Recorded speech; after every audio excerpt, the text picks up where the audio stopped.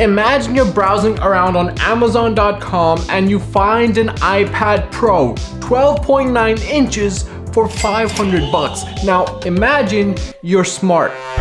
Theoretical, of course. You understand that there are things on this planet that are expensive: houses, cars, women, and Apple products. So when it comes to a $500 iPad Pro, you're a skeptic, and you should be. Now, I found this last year in 2021, and I've been using it since the end of 2021 all the way through 2022. This is a refurbished 2019 iPad Pro, and I've been using it day in and day out for my classes during semester and at nighttime in bed. I mean, I've had it all positions, top, down, on the side, even on my back. I got them all. As far as accessories I've been using are concerned, aside from the iPad, I've been using the 3rd generation Magic floating keyboard. I thought it was really cool. And I've been using the latest Apple Pen as well, or the Pencil. I think they call it an Apple Pencil.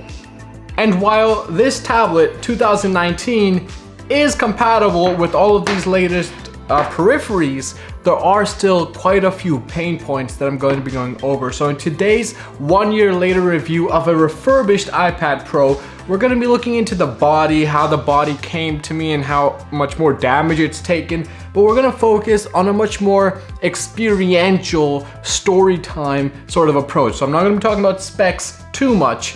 We're gonna look at experience. Let's go. And before we get started, make sure to smash that subscribe button because it really helps grow a small channel like this one. Also, hit the like button if you like this video and hit the dislike if you dislike it. And let me know in the comment section below how I can improve. It really helps me out. Well, some of your feedback is taken into account, I promise, okay? Let's go. To start off, let's go around the body of this device. And I've got to say, for the most part, I generally have it in my Magic floating keyboard. I'm just gonna call it a floating keyboard from now on. So I generally keep it in here when I'm throwing it in my backpack or in some of my classes. But in classes like, for example, math, this is sliding around the table. Like, this will be out, it'll be sliding around as I take notes with the Apple Pencil, because obviously, you know, I'm not gonna do that. I'm not doing it. And I'm gonna talk about the apps that I use in just a little bit, especially on an iPad that's from 2019, now in 2023. But in other classes, like for example, economics, I've got it on the case and, you know, I'm taking notes basically using the keyboard. So with all that sort of activity on the daily, you know, taking it out, using it on the table, putting it back into my case, throwing it in my backpack, throwing it in my car, driving it back and forth through campus, among the entire year of having used this almost every single day, there is no new damage.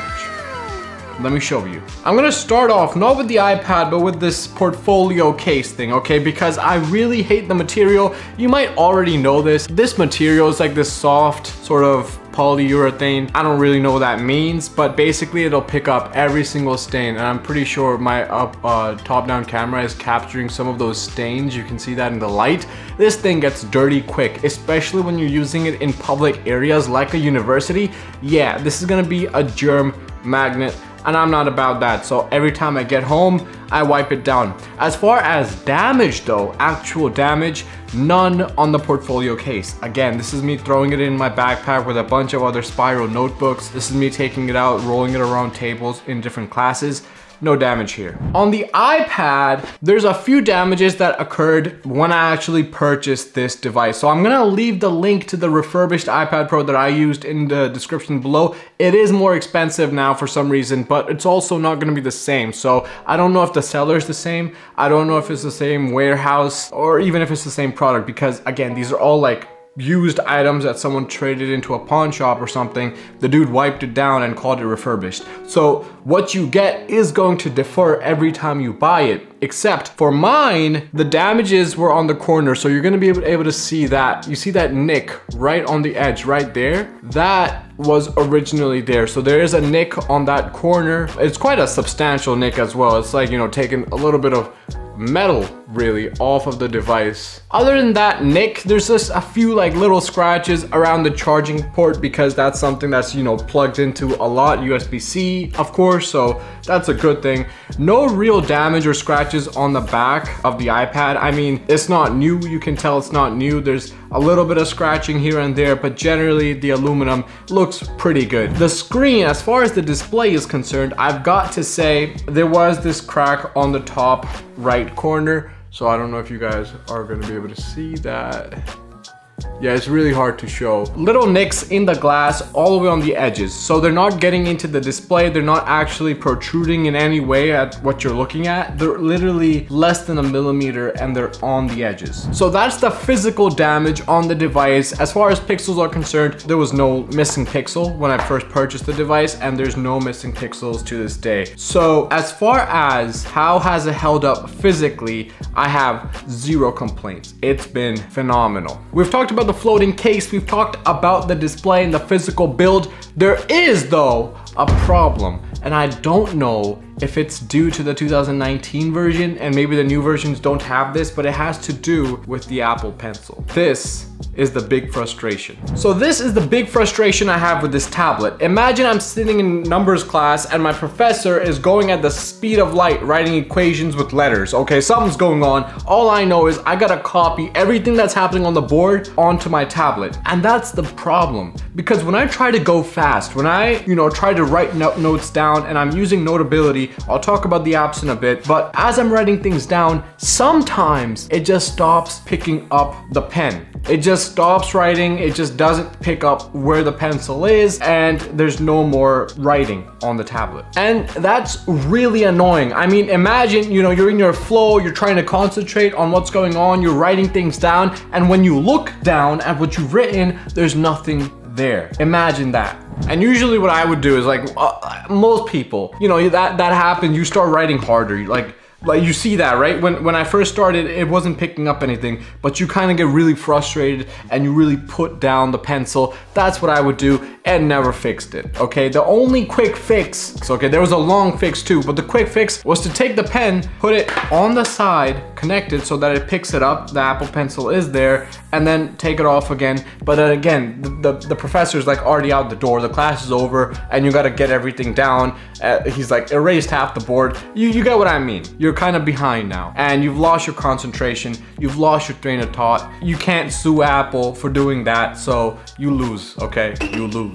The long fix would be having to literally close out my Notes app, reopen the Notes app, and again, go through the folder for all my different classes, go to the chapter, go to the lecture number, and reopen that, and that would generally fix the issue. It's never come to the point where it just stops working flat out, so it generally always fixes itself, either with the quick fix or the long fix, but it's still something that's really, really annoying. Now, why do I even bring this tiny little problem up? Why am I even talking to you guys about this? It's because it happened every week, twice a week in my calc class. And get this, I only have 2 calc classes a week. Literally, this thing would just lose reception at least once every single calc class I had. And it kind of became a thing where even before I started taking notes, I was like, all right, here we go. I know this is gonna lose connection and I'm gonna have to redo the whole thing. So I was just waiting for that to happen. So it's not where, if you're writing things slowly and you're going through things, and that's why I think it's fine for artists. For artists, a refurbished iPad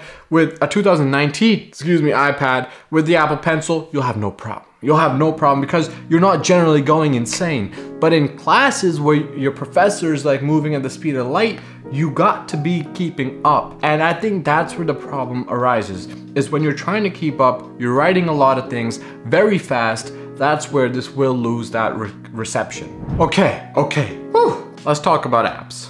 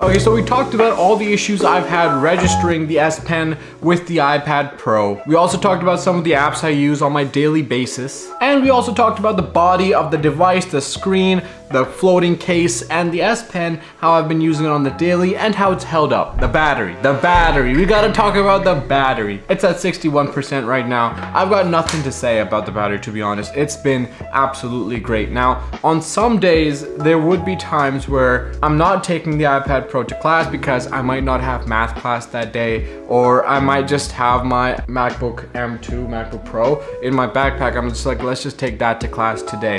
And so on days where I took the MacBook versus the days that I took the iPad Pro, I noticed zero difference when it comes to battery usage. And what that means is that the battery is perfectly fine. Over the year, I haven't noticed any substantial decrease in the battery life, so it still holds on to the charge really well, and it charges up really fast as well. I'm using a OnePlus 9 super fast charger, so that is a very, very fast charger that I use for this because it is USB-C, thank God. As far as battery is concerned, I have no complaints about the battery. The battery is really good and it charges up quite fast as well. The display, we're talking 12.9 inches, so it's vibrant. It's an Apple display, it's the Retina, it's a vibrant display. There's no problem there. There's no issues or glitches. I've never actually had an instance where the screen glitched or there was any kind of streak or anything like that like I've had with Samsung tablets. Relax, I'm not saying anything here. I'm just saying I've had those issues with Android, but I don't have them here, okay? On this unknown operating system, let's just say. So no glitches, absolutely no problem with the display. Now, the chipset in this, let's talk about text a little. It's a 4-chip processor, I believe. It's the same as the S7 FE, the Samsung Tab S7 FE. And while both of them are using very similar chipsets, I do find multitasking on this easier, but you gotta give the S7 FE credit because that thing has DeX, and that just takes multitasking to the next level. The most you can do on this is open 2 apps. And so for me, that means having YouTube open on one side, playing some video, watching One Piece, Naruto, whatever it might be, and having my Notes or Notion app open on the other half and going about my notes that way. And in doing so, there have been zero issues or any kind of glitches or slowdowns or anything like that. So even though it's a 4-chip processor from 2019, no issues when it comes to that day-to-day usage. Okay, so what's the verdict? Okay, 500 bucks, literally cheaper than, I don't know, 500 burgers, I guess. What's the verdict? Well, look, if you really want to push this tablet, and I'm not talking about artists, okay, I'm talking about you're taking notes like crazy. And you're using a proper Apple pen as well, so it's not like some third-party pen from Logitech. You're gonna find its limitations when you try to find them. You'll find its limitations in speed, in how many apps you can run. At 13 Chrome tabs, it's okay. But any more than 13, you're gonna start feeling it. You know, if you have 13 canvas tabs open, you're gonna feel that. So when you go out to look for its limitations, you will find them. But has it disappointed me to the point where I need to like restart the device, or I need to stop everything I'm doing and like kind of redo some sort of troubleshoot? Absolutely not. You know, I've had problems with this, but the thing is that it usually solves in just a few seconds. So you gotta keep in mind, 500 bucks, 2019, older processor, but that doesn't necessarily mean it's a bad product. It's actually my daily driver. As far as my productivity is concerned, as far as my day-to-day usage is concerned, it hasn't impacted my productivity at all in a negative way. It's all been positive. I've got to say it's all been positive. Those little things that come up are nuisances that haven't really, you know, been a blockade to my productivity. So if you're looking at the iPad Pro and you're considering buying the iPad Pro and you see it refurbished for literally like a quarter of the price, it is 2019, but your usage isn't gonna be insane. It's gonna be similar to mine. This is going to be so much better for you. Just because I'm not afraid of dropping it, to be honest. I'm not afraid of spilling on it or just being super careful. I mean, I like it. I like keeping it clean and nice and the latest peripherals, and it's awesome that they're all supported. I'm getting everything I need to get out of the device as well. So save yourself a lot of money and get yourself a refurbished iPad Pro. But there's a disclaimer. Everyone's experience is gonna be a little different because these products are not the same from every seller. Now, I am gonna leave the link down below because I was able to find the link. The price did hike up from my guy, but you can still find really cheap ones online and like around town as well, on eBay especially. You gotta obviously look at the seller's reputation. You gotta look at previous reviews. There are gonna be scary reviews, but generally you can just send the product back and get another one sent to you. I didn't have to do that. This was my first try and it really knocked it out right on the first go. There were, like I mentioned earlier, a few nicks, a few scratches, a few bruises, you know, around town. Nothing that hurt the aesthetics or that hurt the productivity. Oh yeah, I forgot to talk about camera. The camera, yes, fam, look, stop. I haven't seen a UFO over the past year that would prompt me to whip out my tablet and start recording. My point is, I'm not recording with an iPad Pro. I'm not doing any video recording on this, and I'm not doing any kind of photography on my iPad Pro. I might do Zoom calls. In fact, I did in class do a few Zoom calls when my teacher couldn't make it to class.